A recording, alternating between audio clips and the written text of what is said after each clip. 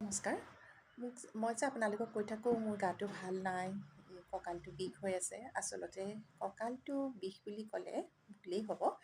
মোৰ এটা ছাইডহে পেইন হৈ থাকে, সোঁ ছাইডটো। কঁকালৰ পৰা একেবাৰে ভৰিলৈকে পিছফালৰ ছাইডটো যেন নাৰ্ভ এডাল টানি থাকে, আৰু সেই নাৰ্ভডাল যে টানি থকাৰ বেমাৰটোৱে শেষত গৈ ইমান বেছি মাৰাত্মক হৈ যায়, তাকে মই আজি আপোনালোকক অকণমান ক'বলৈ লৈছোঁ। মোৰ এই বেমাৰটো আচলতে বেমাৰ বুলি এইটো প্ৰথমতে বেমাৰ হিচাপে আমি নধৰোঁ। ইয়াক শ্লিপ ডিছৰ পৰা হয়। যাৰ শ্লিপ ডিছ আছে, এই প্ৰব্লেমটো যিসকলৰ আছে তেখেতসকলে কিন্তু সাৱধান হ'ব।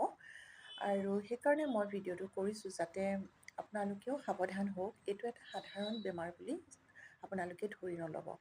ই এটা এনেকুৱা মাৰাত্মক ৰূপ লৈকে শেষত আপোনাক পংগু কৰি পেলাব, আপুনি অপাহিজ হৈ যাব।